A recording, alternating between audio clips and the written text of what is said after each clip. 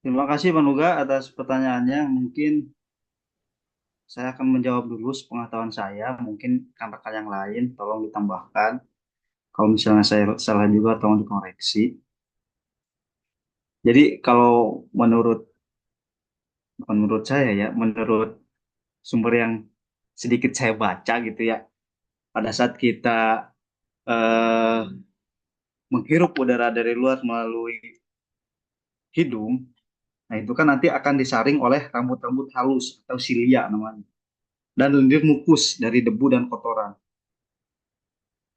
Kalau misalnya melalui tenggorokan atau dari mulut, itu langsung ke tenggorokan tuh. Nanti ada faring, laring, trakea sampai ke bronkus dan bronkiolius. Nah, itu kenapa bisa terjadi perbedaan yang signifikan gitu loh. Jadi kalau jadi simpelnya kalau dalam itu cuman disimpan di dalam rongganya, kalau dalam mulut itu masuk ke dalam alveolus atau ke paru-paru langsung. Seperti itu mungkin dari saya. Mungkin yang lain bisa menambahkan atau mengoreksi.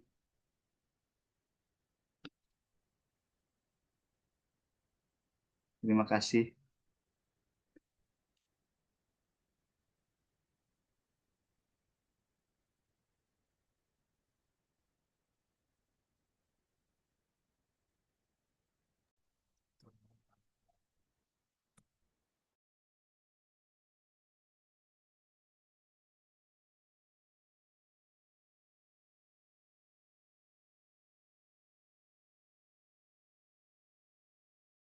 Olahraga renang ya, dan olahraga renang itu dia itu termasuk juga butuh sistem kebutuhan energi. Dan renang itu kita tahu itu uh, latihannya itu steady state ya, jadi latihan ringan dan sedang.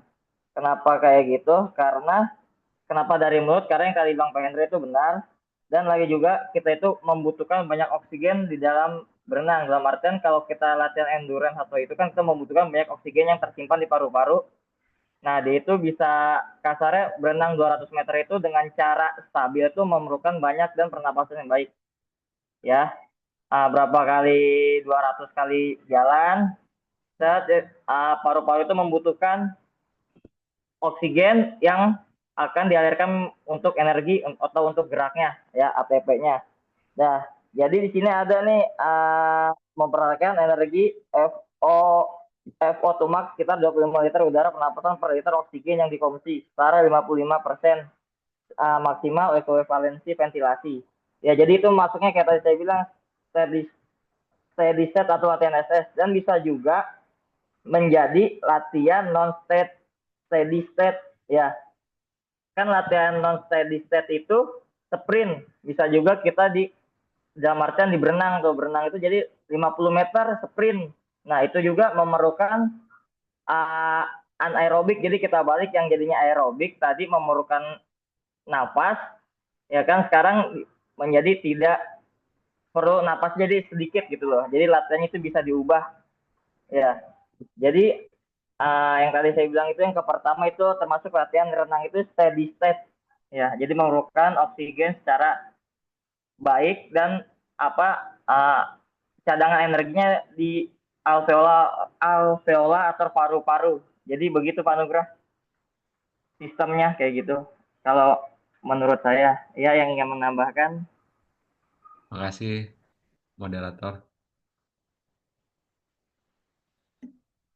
Terima kasih Pak Bang atas tambahannya. Monggo dari yang lain, siapa tahu punya referensi yang lainnya gitu, silahkan ditarakan.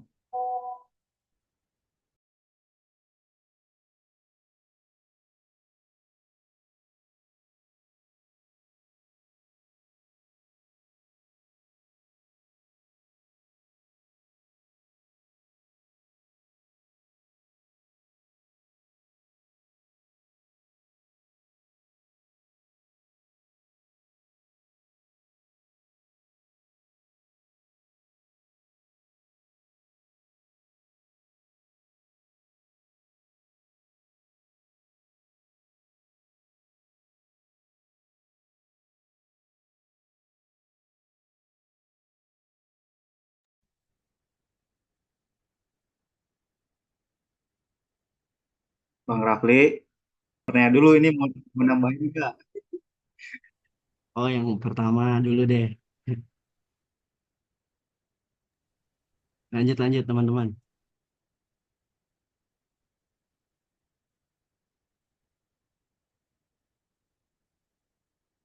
Oh, monggo, monggo, monggo Bang Iki. Ya, ayo, Saya silakan. saya mau nanya ini berkaitan dengan kapasitas paru ini ya. Oh, boleh, Ini silakan.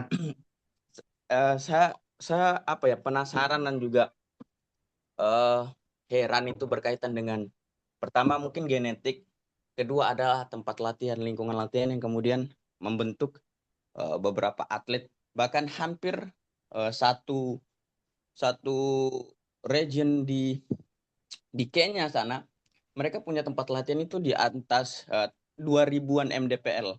Jadi banyak banyak banyak juga bahkan pelari-pelari bukan saja dari Kenya, dari luar bahkan dari Eropa, dari India dan berbagai macam atlet-atlet dari pelosok itu datang ke Kenya hanya untuk menikmati sebuah model latihan di atas 2000-an mdpl.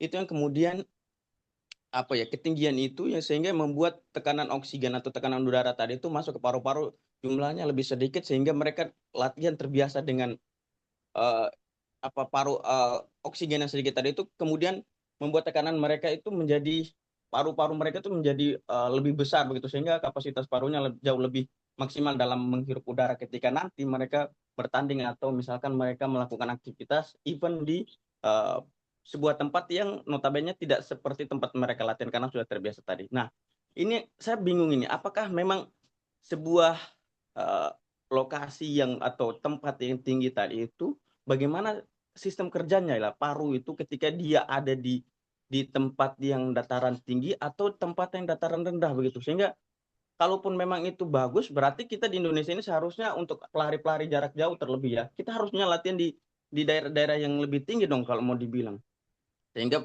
prestasinya lebih maksimal begitu itu pertanyaan saya jadi bagaimana tempat atau dataran tinggi itu tadi kemudian membentuk paru-paru pelari menjadi lebih maksimal dalam menghirup udara. Bagaimana sistem kerjanya? Baik, terima kasih Mas Hendra dan rekan-rekan. Terima kasih Bang Iki atas pertanyaannya, pertanyaan yang sangat bagus dan saya juga mungkin sulit untuk menjawab yang Bang Iki. Cuman dari selintas dari pikiran saya terkait pertanyaan Bang Iki itu mungkin itu ada kaitannya dengan atmosfer mungkin ya Bang Iki. Ini masih hanya praduga saya, cuman mungkin teman-teman yang bisa menjawab silahkan nanti sebelum kita silahkan kepada Prof Jun untuk pencerahan kita semua. Monggo.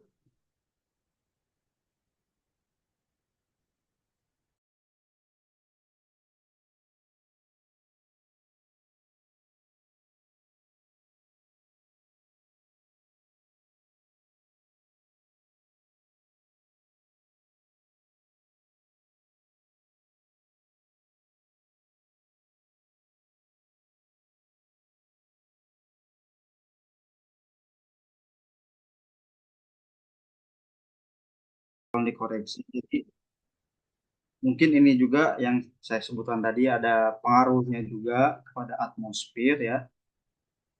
Saya bercerita sedikit juga pada saat Lionel Messi pada saat bertanding di Bolivia, walaupun VO2 max-nya bagus, dia itu tetap kelelahan. Mungkin dari situ juga ada pengaruhnya, tuh ya.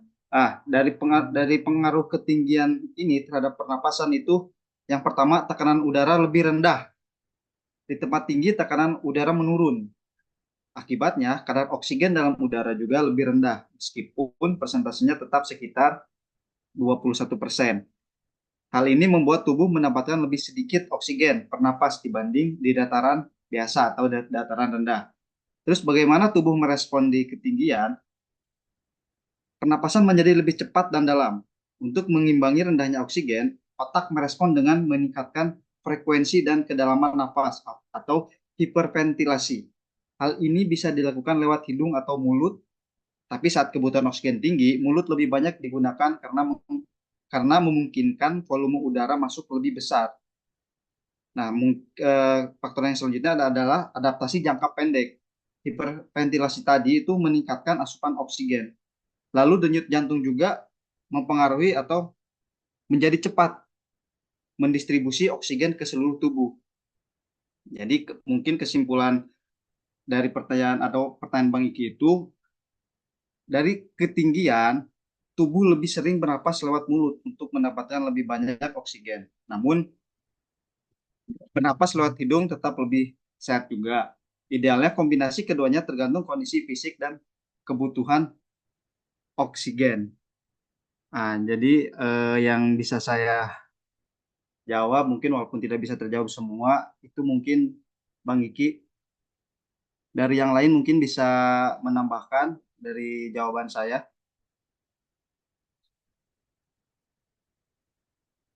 Silakan rekan-rekan.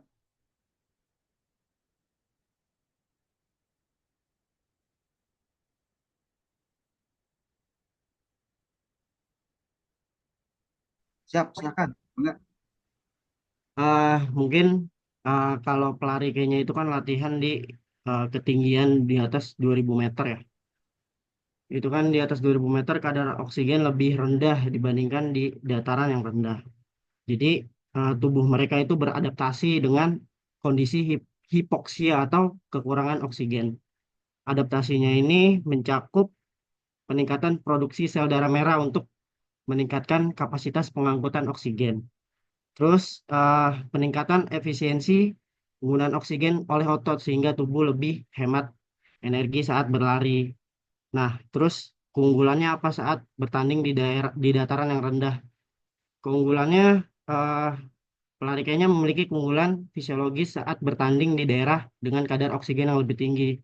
Tubuh mereka telah beradaptasi untuk bekerja dengan sedikit oksigen. Jadi mereka tuh udah adaptasi di apa kondisi yang sedikit oksigen.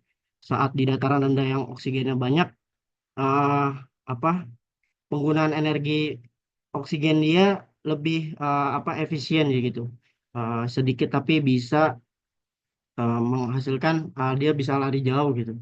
Jadi tubuh mereka telah beradaptasi untuk bekerja dengan sedikit oksigen sehingga saat berada di lingkungan yang dengan oksigen lebih banyak, mereka bisa berlari lebih cepat dan lebih lama tanpa kelelahan.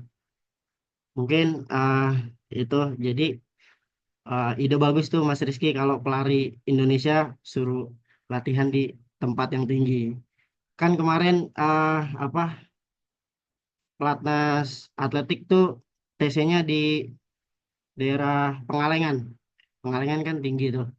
Dia suhunya tinggi dingin di sana, oksigennya ya lebih sedikit lah, makanya latihannya di sana. Mungkin itu yang bisa saya tambahkan. Makasih Mantap. Keu. Keu Terima berarti kasih, tadi yang di highlight itu tadi Bang Rafli. apa pengangkutan pengangkutan darah merah ya? Peningkatan produksi sel darah merah untuk pengangkutan oksigen ke otot. Oh, berarti sel darah merah. Oh, siap, siap. Baik, makasih Keu. Oke, terima kasih Mas Rafli atas tambahannya atau jawabannya. Yang lain mungkin ada yang mau menambahkan? Oke, kita langsung ke pertanyaan ketiga. Monggo dipersilahkan yang mau bertanya. Sekalian kita diskusi juga. Izin bertanya Mas Hendra. Ya, silakan.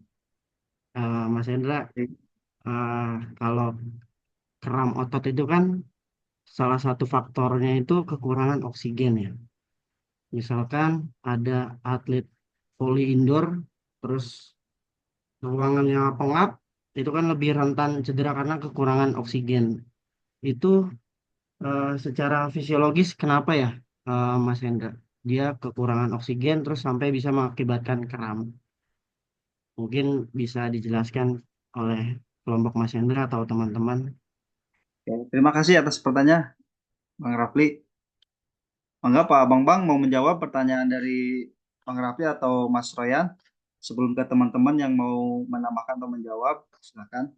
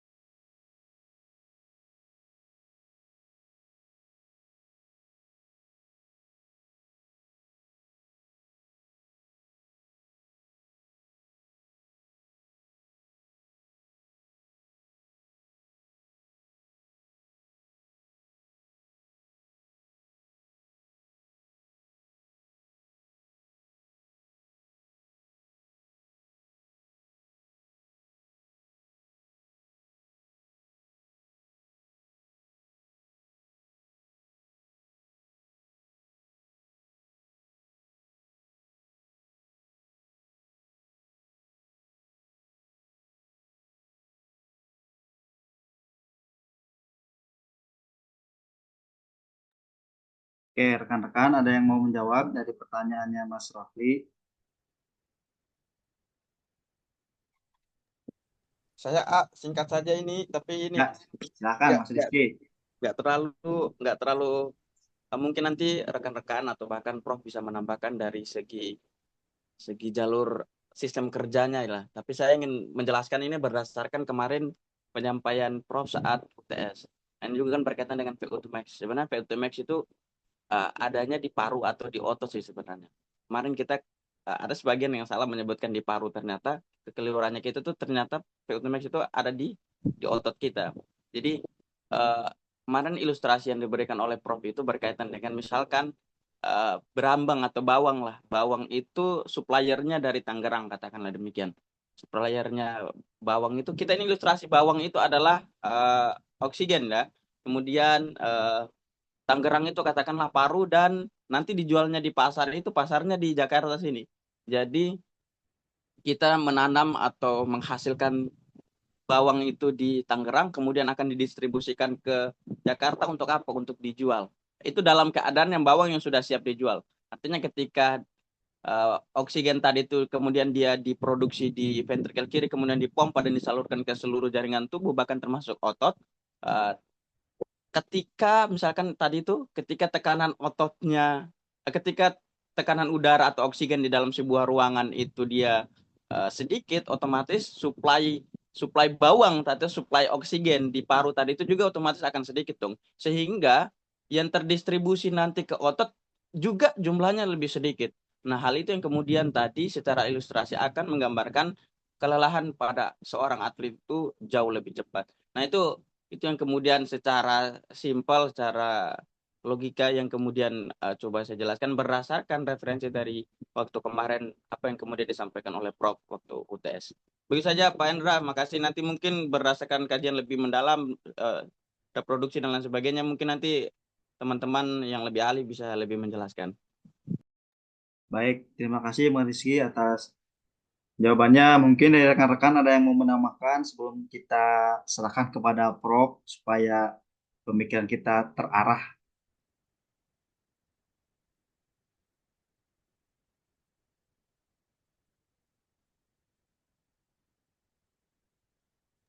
Tapi semuanya, soalnya udah. Udah Prof.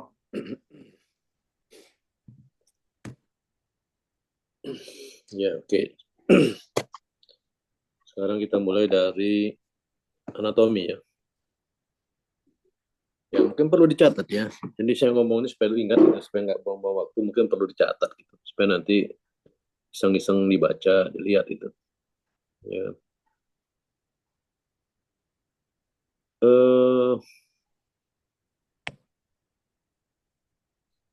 Coba hostnya pindah ke saya dah, bisa nggak? Bisa, Prof.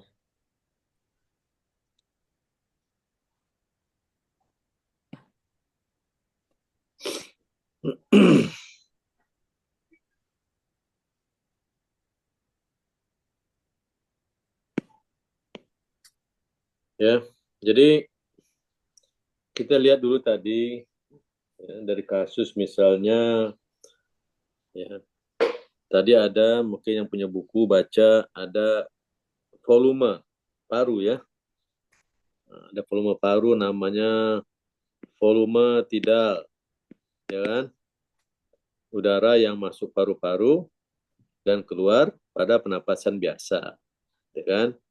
Tarik napas, buang, gitu kan? Ya, ini tarik napas, buang. Kata dia 500 mili nih.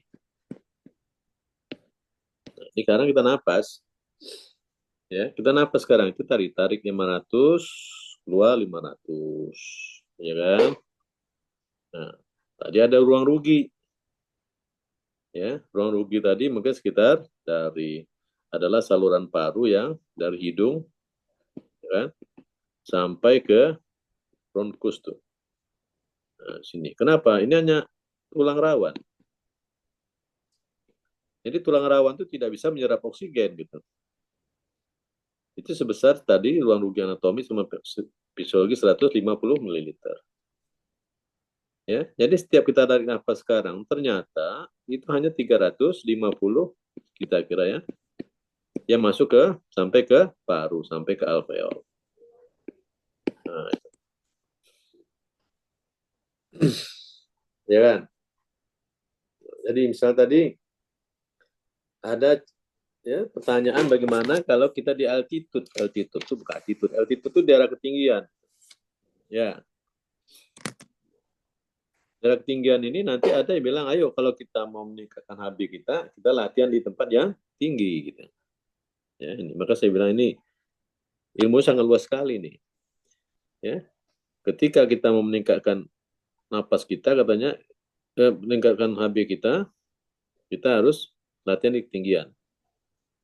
Nah, nanti kita cerita nanti gimana ya.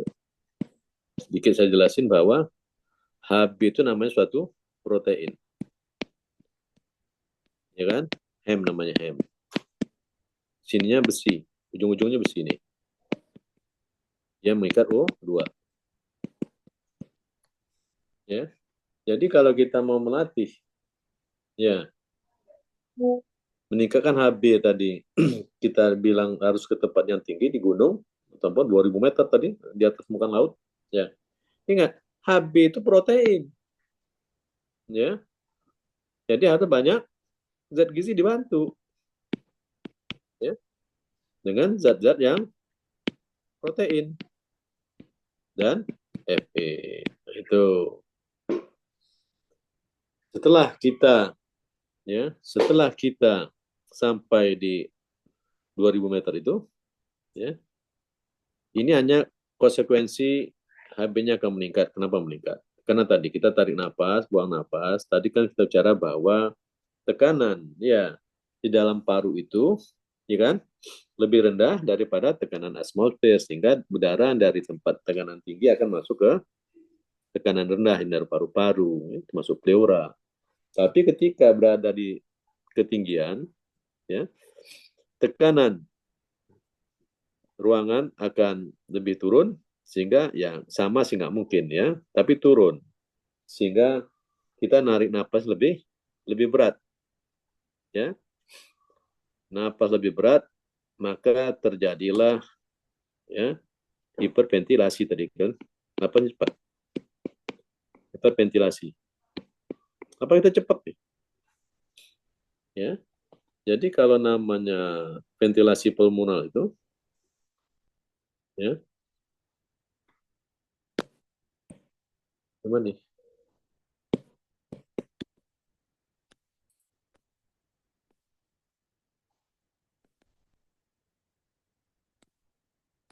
Oh, ini error deh.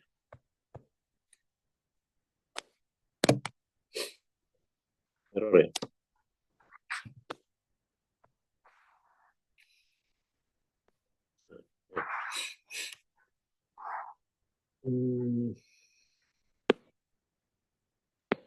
Ya. Hapus. Jadi ventilasi pulmonal itu tadi bilang kita narik napas kita satu kali napas itu adalah katakan kita 12 kali ya. Dikali tadi volume tidalnya 500. Sehingga ventilasi ya respirasi kita 6.000 nih. Ya, kenapa 500 kali 12? Nah, ini 6.000 kan? Jadi udara yang masuk kalau kita hitung dari hidung gitu ya. Udara yang kita masuk dalam 1 menit itu kita hitung, kalau dari hidung kita hitung tadi ya, tadi yang kita ngomong masalah filteran. Itu 6.000 itu. Ya. 6.000 berarti kali 350. Coba berapa? 12 kali 350 berapa? Tolong cari. Tolong ya, berapa? 12 kali 350. 4.200. 4.200. Nah, nanti 4.200 ml yang masuk ke alveol, ke paru-paru. Ya. Nah, gimana kalau ini kita tingkatkan menjadi 20? ya kan? 20, ya kan? 20 kali, berarti yang akan kurang dia. 6.000 bagi 20 berarti 300 ya, ya benar. Ya. Nah, ya 300 ya. Jadi kalau tadi kita narik sekali 500, karena frekuensi pernapasan kita cepatin, maka volume tidal akan turun. Jadi 300. Kalau kita ukur ketika napas kita 20 kali per menit, kita ukur udara, oksigen, udara yang dari hidung kita di depan itu masuknya 300 setiap kali napas. Ingat, setiap kali napas itu tetap dikurangi ruang rugi. Jadi 300 kali kurang 150, berarti 150. 150 sekarang. Sekarang coba berapa? 2000 kali, 20 kali 150 berapa? 15, 3000 ya? 3.000. Ya, 3.000, Prof. Ya. Bisa bayangkan nih, ketika napas kita 12, ya, udara masuk paru-paru masuk 4.200 ke alveolnya. Tapi ketika napas kita percepat, ya, malah udara yang masuk ke alveol sama cuma 3.000. Ya. Nanti gimana Bro kalau kita naikin dari 25 kali per menit, semakin turun dia. Ya. Karena nanti pas misalnya tadi kita hitung di mana udara yang masuk 150, ya, dikurang ruang rugi sehingga nanti yang masuk alveol cuma 0. Jadi, ya. Artinya, ketika kita berolahraga, kita jangan berharap untuk meningkatkan oksigen masuk ke paru-paru kita dengan mempercepat frekuensi pernapasan dengan melakukan hiperventilasi. Jelas? Jelas, Prof. Ya, ya. Jadi gimana, Prof? Misalnya, kalau kita men-siap atlet kita, karena tadi napas nggak boleh cepat. Kita lihat di sini. Ya. Ya. Tadi volume tidalnya segini. Baca di buku bahwa ya proses ekspirasi itu ada inspirasi, ada ekspirasi. Ya. Respirasi, inspirasi. Ya. Inspirasi itu tarik napas. Dibilang inspirasi itu adalah proses aktif. Ya. Nanti cari di buku. Aktifnya apa? Ada kontraksi otot-otot, ya, muskulus, muskulus intercostalis externus, bla bla bla, ya, otot-otot yang ada di kosta, ya, di iga. Jadi tarik napas itu adalah prosesnya proses aktif itu. Ya. Jadi tarik napas aktif. Cukup otot-otot tadi 3 atau 4 otot. Tapi ketika kita berolahraga, nah, ya, di mana kita tadi ini kali 500 nih, ya, kita harus masukin misalnya sampai 2000 tarikannya, misalnya 2000 misalnya, ya. Oke, nggak usah terlalu ekstrimnya, kita bikin misalnya naik jadi 1000 dua kalinya, ya.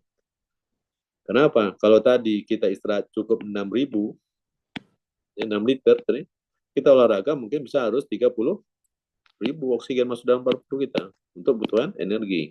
Maka sekali napas nggak bisa tarik 500 lagi, ya. Tadi kalau kita percepat hiperventilasi kan nggak boleh tadi, ya, malah turun. Jadi bagaimana nih mensiasati supaya nanti 3.000 masuk? Caranya adalah meningkatkan sekali tarik napas, jangan 500 lagi, tapi jadi 1.000. Ya, atau 1.500 lah katakan. Dengan cara apa? Nah, cara tadi dibilang bahwa ya ada otot-otot inspirasi biasa, prosesnya aktif, ada otot-otot inspirasi tambahan. Ya. Ya. Kalau otot inspirasi tambahan itu berkontraksi, maka nanti oksigennya bukan 500, tapi masuk sampai 1.500. Berarti 1.000. Berarti tambah 500, 1.500. Oleh sebab itu, kita harus melatih otot-otot inspirasi. Baca, masuk ke gym kita. Ya kan? Masuk ke gym. Apa nih? latihan pernapasan, ke gym, melatih otot-otot dada, otot-otot ini. Proses ekspirasi, ya, ekspirasi ini mengeluarkan, ada yang bilang pasif nih. Ya, ketika otot-otot inspirasi ini dia relaksasi, maka otomatis dia akan keluar nih, keluar dan segitu. Itu kalau kita hanya butuh 6.000 ml atau 6 liter. Tapi kalau misal kita olahraga, ini CO2 sih banyak nih CO2. Ya. Maka tidak cukup mengeluarkan ini, tapi kan ke sini masuk dari ini. Kita harus mengeluarkannya secara itu. Ya. Berarti kita harus meningkatkan otot-otot ekspresi tambahan. Ya. Yang umumnya ada di perut. Jadi kalau kita misal latihan, ya, senam pernapasan, tenaga-tenaga prana, segala macam untuk meningkatkan oksigen, nenek itu kan bilang tuh, ayo tarik napas, tahan, gitu ya. Ya tahannya di perut, ya, karena kita melatih otot perut. Kenapa otot perut, Pak? Latih pada kita pernapasan, karena otot perut itulah otot sebagai otot ekspirasi tambahan, ya, karena apa? Karena kita harus mengeluarkan CO2 yang banyak tadi. Nah, tadi kan berkembang kalian bilang, tarik napas melalui hidung, ya kan? Buang napas kok bisa 2, melalui hidung dan mulut. Karena apa? Karena kita harus buru-buru mengeluarkan CO2. Kalau enggak nanti darah kita menjadi asam, pH menjadi turun. Asam. Maka kita mati nanti. Ya, maka orang barat dikasih apa? Apa namanya? Bikarbonat. H2 CO3 min. Ya, H3 bikarbonat. Nah, jadi pentingnya bahwa kata dia tahu nih, ini CO2-nya banyak, ini napas udah cepat nih, ya, udah buang napas, kalau napas cepat nggak boleh tadi. Kita sekarang napasnya adalah napas itu tadi, bagaimana meningkatkan volume napasan, ya. Nah, karena asam, ya. Nah, ketika darah masih asam, ya, ketika udah maksimal oksigennya, pernapasan kita, maka kita kasih dia bikarbonat. Ya, jangan hari ini kalian udah tahu nih. Kalau ke apotek nanti Senturi, ya, khusus buat atlet ada bikarbonat, ya. Oh, maksudnya ini nih, ya. Orang habis olahraga yang dimana oksigennya CO2-nya banyak, ya, yang heavy weight, yang berat, maka darah menjadi asam, maka bikarbonat akan menetralkan, ya. Karena bikarbonat itu basah. Jadi basah tambah asam jadi garam, netral. Ya. Nah, nanti di sini, ya, kalau kalian baca buku tuh, ya, itu kan ada garisnya, ada namanya volumetida, ada volume cadangan inspirasi, ada volume cadangan. Jadi volume cadangan inspirasi, volume tidak, volume cadangan ekspirasi. Ya, jadi ini ditambah ini namanya kapasitas vital. Kapasitas vital. Jadi nanti ada pakai spirometer tuh. Ya. Pakai spirometer nanti atlet orang kok 4.500. Ya. Kapasitas vital 4.500, kita cuma 2.500. Kira-kira menang nggak kalau pertandingan nih? Ya kan? Karena kita tahu tadi kemarin apa?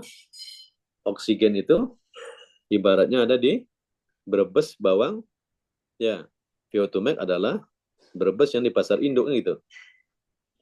Ya. Jadi kalau VO2 max tinggi adalah bawang yang ada di pasar induk, bisa dikonsumsi. Sekarang dibalikin. Mungkin nggak bawang di pasar induk itu akan membludak kalau di Brebes lagi paceklik? Bisa nggak? Nggak bisa. Ya sama seperti ini. Ya. Jadi O2 ya, di jaringan itu meningkat, nanti tergambar pada biroma. Ini berasal dari apa?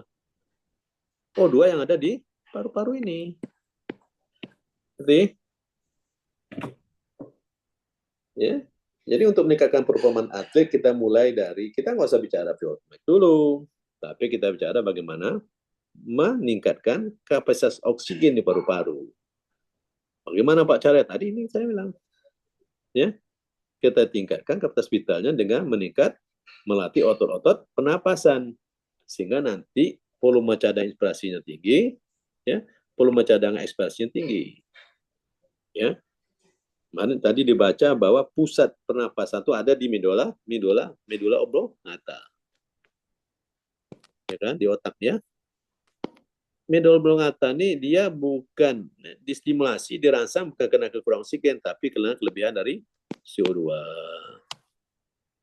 Ya, maka orang kalau latihan CO2-nya tinggi, walaupun udah tidur-tiduran, berarti napas masih cepat. Kenapa? Karena CO2-nya masih ngerangsang medula oblongata, maka oblongata ya, melalui saraf tetap meningkatkan hiperventilasi dari pernapasan. Ya, jadi di sini ya bahwa ingat, ketika kita dapat atlet nanti di mana kapasitas vital dengan periksa spirometer kapasitas vitalnya turun, ya, berarti atau kecil, berarti kita masih bisa meningkatkan dengan meningkatkan volume cadangan ekspirasi dan inspirasi, ya, yaitu dengan meningkatkan melatih otot-otot pernapasan tambahan. Jadi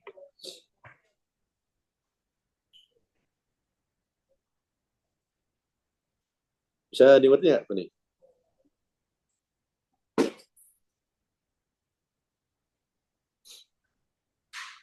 Masih join nggak kita nih? Nanti saya ngomong sih udah ini. Masih, Prof. Nah, Masih. ya, saya jawab ya. Saya nanti ngomong sendiri. Ya, Prof. Nah, itu kita tadi melatih otot ini, ya, melatih ini tadi kita menghindari adanya ruang rugi anatomi, kan gitu ya, yang 150 tadi. Oke, kalau gitu Pak, untuk menghilangi ruang rugi anatominya, maka kami latih otot-otot pernapasan tambahannya supaya nanti kapasitas vitalnya meningkat. Nah, ya, sehingga nanti kalau dia walaupun dikurangi 1.500, walaupun dikurangi 150, tapi kan sekarang napas sekali napas 1.500, ya kan? 1.500 kalau misalnya dikurang 150 jadi 150 kan? Nah, kalau kita butuh 15 atau 20 ribu kan nggak banyak banget napasnya, mungkin sekitar 15 kali cuma meningkatnya, ya, karena ini gede. Nah, itu untuk menghindari ruang rugi anatomi. Nah, sekarang apakah meningkatkan sistem respirasi itu hanya latihan beban? Apa gunanya kalau latihan bersifat aerobik? Kan? Ya. Nah, tadi kita bicara mengenai ada namanya ruang rugi alveoler kan? Ruang rugi alveoler itu ada udara yang tidak bisa berdifusi dari alveol ke pembuluh darah. Ya, jadi kecil dia. Kenapa? Kalau sini misalnya alveol, pembuluh darah sini nih. Ya, pada oksigen banyak.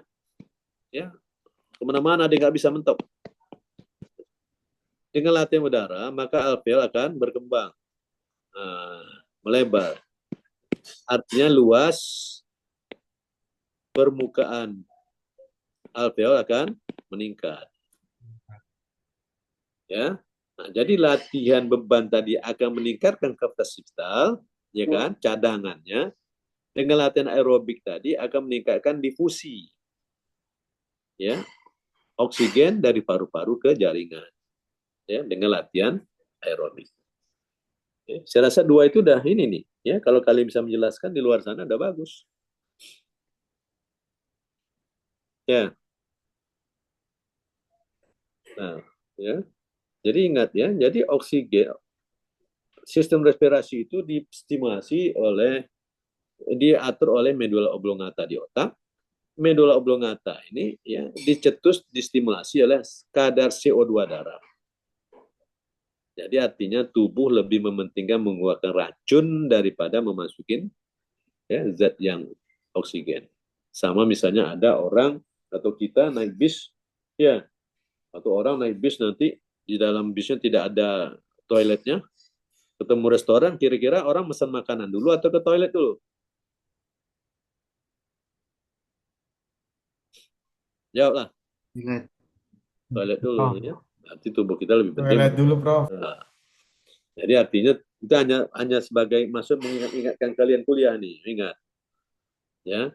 Apakah kita bernapas ini kita mementingkan oksigen atau mengeluarkan CO2? Ternyata mulai hari ini gue tahu sekarang nih, malah terbalik sekarang nih. Setahu saya tuh, misalnya kalau tadi oksigen, ternyata kita bernapas cepatnya karena mengeluarkan CO2. Karena CO2 itu akan menyebabkan pH darah asam, ya, maka nanti semua enzim metabolisme akan terganggu, maka nanti kita bisa meninggal kita. Ya. Kemudian tadi masuk kita ke dalam latihan-latihan yang di gunung tadi. Ya. Nah, ini yang di gunung ini, kemarin saya cerita, di Lakespra ya, ini ada nggak nih? Yang kata siapa tuh ya? Novan ya. Lakespra, saya ketemu kemarin Dr. Hadian itu. Ya, Hadian yang lama itu, baru ganti dia. Ya, di sana dia punya alat, namanya alat Hypobaric chamber. Nah, hypobaric chamber. Hypobaric chamber. Mana dibilang kata bagaimana Prof kita nanti kita tingkatkan buat atlet, maka Lakespra ya kata negara akan berkontribusi pada atlet ya, maka nanti kita siapkan hiperbarik kita buat atlet ya gitu ya, karena tadi kalau ini dia tekanannya rendah, HB-nya akan meningkat ya, karena kita harus hidup terus kan, kalau nggak mati kita. Nah, cuman AB-nya harus gizinya bagus. Kita kasih gizi, kita kasih keadaan hipobarik, maka nanti ya dia akan performanya bagus. Kenapa performanya bagus? Karena HB-nya akan meningkat. Jadi melatih HB meningkat itu di hipobarik itu bukan latihan meningkatkan HB. HB hanya sebagai adaptasi ya. Adaptasi supaya kita nggak mati, maka HB hipobarik kita akan meningkatkan HB kita di pegunungan, di tinggi atau ya. Maka sekarang atlet menggunakan masker kan? Nah, ada masker khusus tuh. Jadi latihan tuh oksigen masuk sedikit. Ya, baik masker, apalagi ini adalah namanya doping. Ya, metode. Nah, doping itu ada zat-zat makanan di metode. Nanti kita bahas. Jadi menggunakan hipobarik itu doping. Tapi kalau gimana kita latihan gunung misalnya, ya silakan latihan gunung. Ya, HB kita akan meningkat karena udara tipis. Tapi ini namanya adaptasi. Ya, itu namanya aklimatisasi. Aklimatisasi itu adalah adaptasi fungsional tubuh, fungsi. Ya, artinya apa? Ketika kita berada di daratan biasa, HB-nya akan turun lagi. Ya. Ya. Nah, jadi artinya latihan ini harusnya berkelanjutan, sehingga latihan ini adalah kita menggunakan aklimatisasi. Kalau kita mau bertanding di Bolivia, ya kan, kita berangkat meninggalkan Jakarta nih 1 bulan sebelumnya. Kita latihanlah di daerah yang kira-kira ketinggiannya 1.500. Ya kan? 10 hari di sana, kita masuk lagi ke tinggiannya 2.000 atau 3.000. Ya, seminggu di sana, kita naik lagi 3.500. Baru minggu terakhir, sehingga seminggu sebelum latihan, kita ada di Bolivia, di ketinggian 4.000. Ya, karena ini fungsional. Jangan nanti kita mau bertanding di Bolivia, kita main di Bromo, latihan. Ya, tapi sebelum berangkat ke Bolivia, kita balik ke Jakarta dulu, latihan Jakarta dulu. Wah, kita harus ini, namanya apa? Pokoknya apa kayak bahasanya, ya kan? Apakah supaya kita lebih apa namanya teratur, lebih kebersamaan, kita gabung semuanya di Jakarta. Ya percuma, turun lagi dia. Jelas ya? Jelas, Bro. Nah, kemudian tadi ada namanya steady state ya. Nah, ada namanya ventilasi anaerobic threshold, ambang-ambang itu itulah ambang-ambang ketika kita latihan-latihan di mana ya darah sudah mulai asam, ya, di mana asam laktat tadi apa? 3 sampai 4 milimol, ya. Ini asam segini, tadi kalau kita latihan tadi mungkin sudah 8, ya, 87% nih ke atas. Karena menurut Astran, ya, Astran, latihan aerobik itu mulai dari 72 sampai 87% dari denyut nadi. Nah, jadi ketika kita main 88% nih, ya, ternyata sekarang sudah sampai 4 mol nih. Ya, berarti namanya anaerobic threshold. Kalau kita main 90, udah masuk namanya anaerobik. Ya, jadi nanti nama steady state, arti steady state itu adalah oksigen kita inspirasi apa hiperventilasi kita itu seimbang dengan pemasukan dan pengeluaran oksigen. Ya. Tapi kalau tidak steady state lagi berarti kita sudah masuk dalam anaerobik. Ventilasi kita ini meningkat tapi tidak sebanding dengan masuknya oksigen atau pengeluaran CO2. Jelas ya, saya rasa itu. Ya, kira-kira yang lain bisa dibaca tadi, ya, bagaimana peningkatan orang mau latihan tadi, ya, baru mau lari, jantung udah meningkat, napas sudah cepat, padahal belum lari dia, ya, nanti dibaca itu, ya. Jadi nama steady state itu adalah, ya, kebutuhan oksigen, ya, dan pengeluaran oksigen itu sebanding, ya. Tapi dengan ada catatan, apa catatan? Tidak ada akumulasi asam laktat, ya kan? Tapi orang kalau habis latihan berat, heavyweight, dia berhenti, dia tidak steady state itu. Walaupun dia tenaga yang dibutuhkan, oksigen dibutuhkan sedikit untuk pengeluaran tenaganya, tapi asam laktatnya masih meningkat. Nah, dia harus membuang asam laktatnya dengan menggunakan oksigen. Maka akan dia namanya hiperventilasi. Berarti belum steady state. Steady state itu adalah napasnya itu sesuai dengan kebutuhan oksigen. Ada pertanyaan sampai sini? Saya itu aja.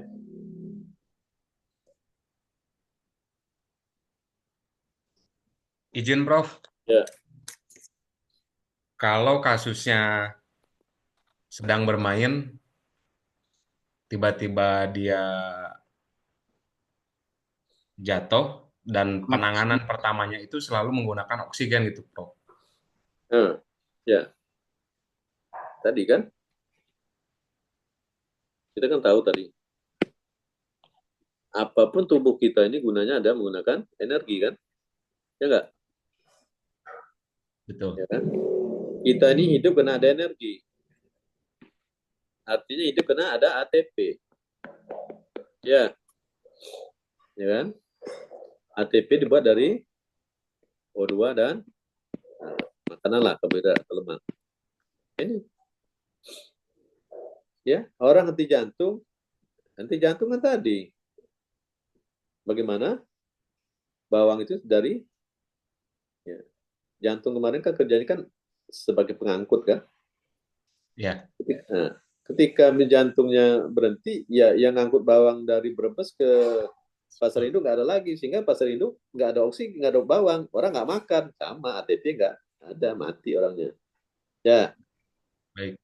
Nah, kemudian ketika orang jatuh, pingsan, ya mungkin denyut jantungnya berhenti, ya kan? Toh kalau denyut jantungnya tadi masih ada, kan dia perlu oksigen, ya, oksigen nih. Nah, nih. Jantung di sini nih, ya. Ini kita pompa nih, pompa. Jangan-jangan oksigennya nggak masuk sini, ngerti? Karena dia tidak bisa pernapasan. Maka kita suplai oksigen ke paru-parunya, ya kan? Masuk sini, sehingga nanti ketika jantung ini sudah berdenyut, ada oksigen yang dipompa ke jaringan. Ya, makanya P3K itu yang penting bukan oksigen dulu, tapi adalah mengatasi nih jalan napasnya. Kalau ada darah, muntah, dibuang dulu kan, dikorek dulu nih, keluar.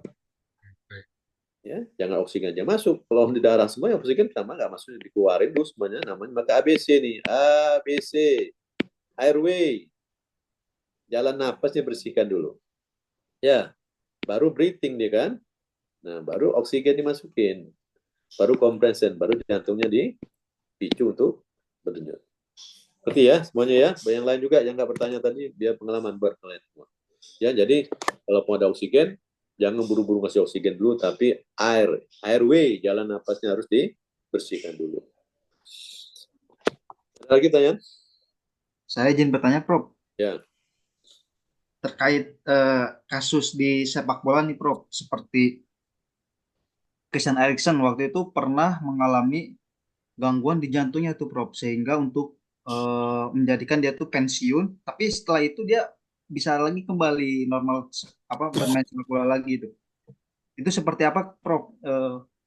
Gejala atau mekanisme fisiologinya? Terus juga ada ritme jantung itu yang mempengaruhi atlet itu tidak baik untuk diteruskan sehingga memilih pensiun dini itu. Itu tuh ada kaitannya dengan latihan atau mungkin karena faktor tubuhnya sendiri itu, Prof. Terima kasih.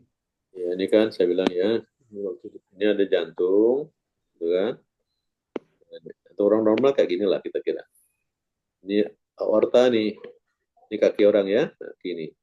Ini ada aorta, ini ada sedikit yang ke sini dia, pembuluh darahnya. Nah, ini. Yang kecil. Ini namanya arteri koronaria. Jadi kalau ini memompa O2 untuk O2-nya jadi tambah O2 menjadi ATP, ya kan? Yang ini untuk makannya sendiri, ATP buat jantung. Ya. Nah, maka menurut FIFA, ya menurut FIFA, kalau ada orang kolab karena tersumbat di sini nih, ya apakah tersumbat atau dia kolaps sehingga oksigen tidak bisa masuk sini, maka dia mati jaringan ini, maka terjadi serangan jantung kan? FIFA bilang kalau dia serangannya di bawah 27 tahun, dia itu bawa kolaps, ya, menciut dia. Lagi bermain, entah stres segala macam, saraf langsung kolaps dia. Tapi dia bilang kalau di atas 20 tahun, kata FIFA, ya, ini karena didapat. Ya mungkin karena kolesterol. Ya, itu aja. Ya. Nah, kemudian, tadi ada namanya, orang itu memang udah, sebelum jadi atlet dia begini dia. Hipertrofi. Ya. Namanya kardiomiogali. Jantung membesar. Beda dengan yang kemarin, kita udah bicara mengenai jantung belum? Yang kemarin saya bilang, latihan ini akan menyebabkan binding dan ventrikel menebal. Lain lagi. Ini fisiologis nih. Ya. Latihan aerobik akan meningkatkan penebalan dinding ventrikel kiri sehingga nanti pompa jantung akan meningkat. Maka P2 max akan meningkat. Tapi ada orang-orang yang bukan menebal, bukan menebal, tapi jantung yang membesar, tipis. Nah, jantung besar. Itu nama kardiomiogali. Inilah yang menyebab nanti dia, ya, ketika dia bermain dia kolaps. Ya kan? Nah, gangguan jantung segala macam. Ya. Nah, jadi yang paling banyak adalah tadi ini, gangguan dari suplai oksigen. Ini kalau kalian pernah nggak lihat pakai Yamaha motor 2 tak? Ya, oli samping. Nah, oli samping. Ini oli sampingnya. Ini kalau oli sampingnya habis kan berhenti jantung mesinnya, mati langsung kan? Ya, jalan sih jalan bannya, tapi roda jalan, tapi mesin udah mati. Ya, nanti kira berapa ratus meter berhenti orangnya mati sama. Ya. Kemudian adalah namanya gangguan dari apa tadi? Denyut jantung ya. Nah, dan namanya ekstrasistol. Makanya dalam ilmu olahraganya agak berat kita. Ya. Ada jantung, ada semuanya lup dup gitu ya. Nah, ada yang nanti ketika misalnya dia kita main, ada nanti lup dup. Nah, 3 kalinya ada ekstrasistol. Ya. Atau ada juga orang yang ketika dia belum latihan bunyi 3 kali, lup dup ada sistol. Tapi ketika dia latihan hilang ekstrasistolnya. Nah, berarti apa? Ketika dia latihan, ya jantungnya tadi suplai oksigen sudah bagus, maka ekstrasistolnya hilang. Nah, ini kan ilmu lain lagi nih. Ya. Jadi saya bilang ilmu kedokteran olahraga itu sangat sangat luas sekali. Ya makanya kalau penanganan atlet Jika si dokter tidak mengerti, dia akan masuk ke dalam ICU, ya kan? Tetrasistol atlet kita, nanti kita masuk ICU. Padahal tadi cuman gangguan dari pembuluh darah karena dia orang terlatih. Ya, kemudian kardiomegali di sininya, hipertrofi nebal, di ronsen tinggi nih, oh masuk ICU. Padahal dia atlet yang terlatih. Ya, maka saya bilang tadi kita boleh bodoh sampai jangan kebodohan kita merugikan orang lain. Selesai gitu ya. Ini kita agak melebar dikit caranya. Terima kasih, Prof. Ya. Minggu depan apa kita ini? Kita berapa kali teman lagi? 4, Prof. Hah? 4. 4 ya. Udah dibagi kan itunya kemarin? Sudah, Prof. Ah ya. Sudah, Prof. Sudah dibagi. Oke deh. Ya, jangan lupa absen nanti pakai apa? Sistem itu. Baik. Izin Prof, untuk Ya. foto bersama teman-teman, silakan. Silakan Pak Nuga ambil alih, Pak. Siap. Teman-teman silakan open kamera.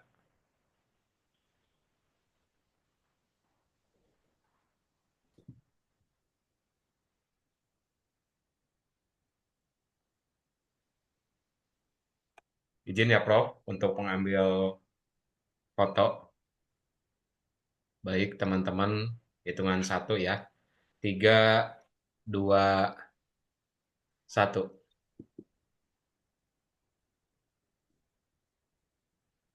Baik.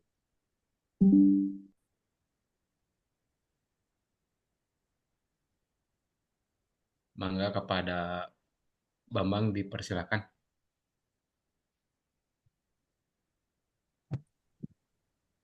Ya, sekian presentasi dari kelompok kami. Ada salah katanya mohon dimaafkan ya. Ya, ya udah selesai kuliah hari ini. Besok dilanjutkan lagi ya kuliahnya. Ya, boleh live ya? Ya, ya.